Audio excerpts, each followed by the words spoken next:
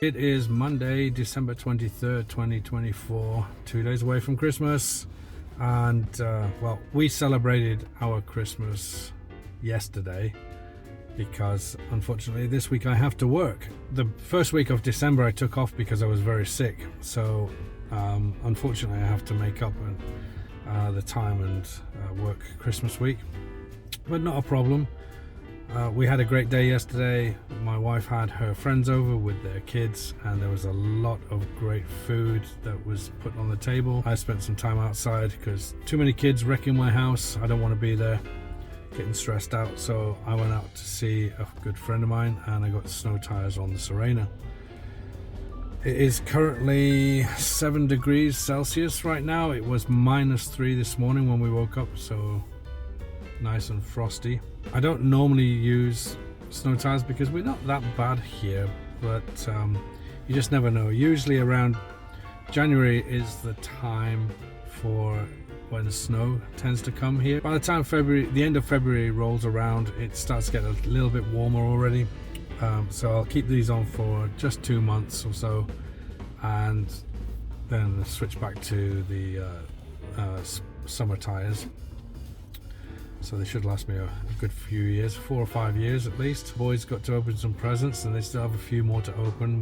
We're going to let them open slowly over a few days. When you have toddlers or young children, they're not really toddlers anymore, are they? Like Harry will be 4 in January. He's not really a toddler anymore. He's still got some baby traits about him. Still acts like a baby sometimes. We decided that it's probably a better option to not give them all their Christmas presents all at once because they get too excited and start, going from one to the other and start losing pieces already. And that already happened yesterday. So one of the toys that they were given was a Super Mario Kart racing track kind of thing. I'll put a picture here if I have one, I'm sure I do. It didn't fit together very well as it was displayed on the box, but so we put it in a circle on the toy table and it seemed to fit much better. They were playing around with that most of the day with their friends and the batteries are already starting to wear out. And we got them a couple of little handheld projectors that they can view dinosaurs through, and they absolutely love dinosaurs. Noah especially, he's amazing. Like he can name virtually every dinosaur that's ever existed, and he's only 5 years old. He knows the different traits of different dinosaurs. He knows different aspects of their construction. And it just blows me away. The kid is pretty smart when it comes to things like dinosaurs. So technically he's only 5.5 years old. Harry's still figuring out what he really likes at the moment, but he's also very smart. He speaks better English than Noah does. It's kind of weird, but anyway, they had a great day. My last video talking about working for a black company in Japan seemed to have hit a bit of a nerve in the title with people, and in a good way, I think. I kind of never really explained what working for a black company is really like, and I'm not going to go into great detail here, but safe to say working for a black company is extremely stressful. The last time that I worked in a black company, I pretty much came close to a nervous breakdown, and it wasn't just entirely the company, it was the conditions I was working in. And as you know, or may not know, summers here in Japan are extremely brutal, with almost 100% humidity and scorching heat of anywhere between 38 to 44 Celsius in some days. And the summer we just had was really, really hard, really brutal. It was extremely long and one of the hottest summers I've known here. Not the hottest. I think that record would have to go to the summer of 2000, my first year in Japan.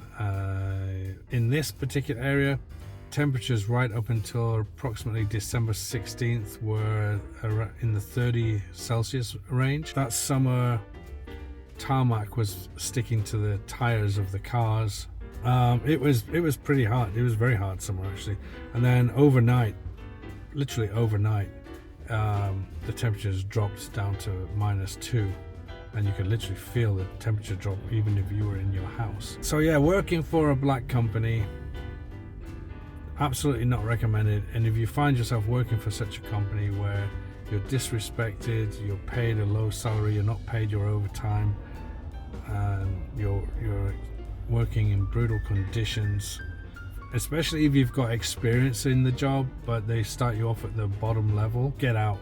Just get out. You're worth more. It's not worth it. Life really is too short to waste working for the wrong people, and to waste, stressing yourself out over a job. I know my content's not great, but I'm trying to be consistent with it, and that doesn't always mean you're going to be successful. I just hope that whatever I put out helps people. We hear the word consistency thrown around a lot on YouTube. People say you should be consistent with your videos and you'll be successful. That's not always the case. I saw a guy making videos a good few years ago now, and his style was very similar to the well-known YouTuber Casey Neistat. He didn't have many subscribers, he didn't have very many views, and ultimately he quit YouTube, but his videos were really good. I don't know why. There's a time when the algorithm is different now. The way that YouTube operates now is different as well. And I just today or yesterday, I watched a video where somebody said even your low content videos could help blow up your channel. If you're a small YouTube channel like me, I'm currently at 199 subscribers on this channel. I was going to do a 200 subscriber giveaway of one of my watches that I repaired. Just been too busy to put anything out to actually get that in motion. And people may laugh and say 200 subscribers, this is pathetic, but to me it's great. If only one person watches my videos, I'm very happy, because that means somebody's learning something or getting something from it, which I hope they are. I hope they're getting something from it. It's very important to not focus on how many subscribers you're going to get or views you're going to get. So there are some small channels out there with millions of views. There are some channels out there with hundreds of thousands of subscribers and not many views. There are some channels out there with not many subscribers and not many views, but they're still making money. So I think it's all about the quality of your content. I've long given up the thought of making YouTube a full-time income. There are so many videos out there now, people saying how you should operate on YouTube and what you should do to get noticed and get monetized. And that's great. That's great if it's helping people, but there's just so many. And one thing you never see the proof of this working for those who are viewing the videos. You never see comments saying, I followed this advice and I made my first $1,000, or I made $5,000 or whatever. You never see those kind of replies. And I'm not saying it doesn't work, I'm just saying be careful who you follow. For me personally, I've quit listening to all these big gurus and the small gurus. If I see a channel where the person says they've been on YouTube for 5 or 6 years and they just started getting monetized because they just did one video or they did this in a video, I'm interested to know what they did. The trouble is, there's so many copycats out there, it's hard to know who to listen to. There's so many copycats, and a lot of people making video content about how to make YouTube videos, not even with that many subscribers. Now, there is one exception I would give praise to, for want of a better word, and that is this lady. Now, she put out earlier this year, she started her YouTube channel, or her new YouTube channel, in, I believe, April, with the goal of getting monetized and how to make YouTube videos. At first, I think I, just as much as other people, was thinking, how can you make videos about how to be successful on YouTube when you've just started? However, she got good advice. She followed the advice on a forum, which I'm also part of, and she's making bank now. She's making good bank, She put out a video where she made $72,000 in 1 week from selling her course. Now, I don't have a particular course to sell right now. I'm not looking to make a course for YouTube, but what I am looking to do, I make my own textbooks. I write my own textbooks for my English students at university. In terms of sales, I think I would safe to say I've had approximately around 2,000 book sales, if not more, and that's to students. Yesterday, or this past weekend, I noticed that one person in France has bought one of my textbooks on medical English. And I write textbooks for medical English, humanities, education, economics, architectural and mechanical engineering, architectural and electrical engineering, mechanical engineering, and science. So I've written 7 textbooks in total, and it has been in the back of my mind. The books are specifically for the Japanese market right now, for Japanese students, because inside of the book is a section where it explains grammar. They get like a reading or listening exercise and a thinking exercise. So there's a bit of reading, writing, listening in each exercise. And following the unit page, I put easy to follow grammar pages.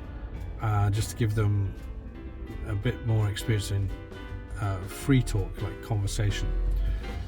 And I've been working on those and remastering those. And in the first page of that, there is an explanation in English of what the grammar does, and then next to that is an explanation translated into Japanese. And I've kind of been thinking in the back of my mind, should I do the same thing for French, Spanish, German, wherever the book is sold on Amazon? I'd have to go through Amazon and look at the different countries where it's sold. But I don't think it would be a problem to do that. It would be a little bit time consuming. However, I do have 2 months of spring break coming up, or winter break, is it? Spring break, I guess. So I will be devoting a lot of time to remastering the textbooks. Also redesigning a little bit because I don't want the books to look too boring. I was in a rush to get them out. A lot of mistakes have been pointed out, so I do have to go through each book and correct the mistakes. For example, in one of the books, there's one of the exercises has the same answer. It's like a 15-word list, and you have to find the correct definition for the word, and I put the same answer twice, which kind of messed it up a little bit. And then the audios, I have to re-record some of the audios because there's parts in the intonation where the voice that I used for recording them kind of jumps halfway through a sentence. So like if I want to say this is a cup of cold water, it might say something, this is a cup of cold water. So I have to remaster those. So a lot of things to do. One of the things I've always been interested in since I was a young boy and a teenager was languages, and wanting to teach those languages to people, teach people how to speak correctly in English. I've always been fascinated with different languages, Russian, Saudi Arabian, you name it. I was in the library. I was that one kid while other kids are reading funny storybooks and whatnot. I was the one kid stuck in the language section looking at different language books and just fascinated about how languages were constructed. It may sound boring to some people, but I know there's people out there that find it also fascinating, linguistics and communications. It's just, I've recently found in myself that is what I'm interested in doing. This is what I'm trying to convey in my textbooks. Other than that, nothing really other than to report or say this week. Just throwing out some information there about how my week's been. We're about to start a 1 week vacation time at the end of this week. I got a really great present. I didn't get the present I wanted. I got the present I need. I got a new jacket. I got a belt, it's like a support belt, lumbar support belt. Go back to the gym next year for sure. Not going to go every day. I'm past that now. But I definitely want to go at least twice a week, 2 or 3 times a week.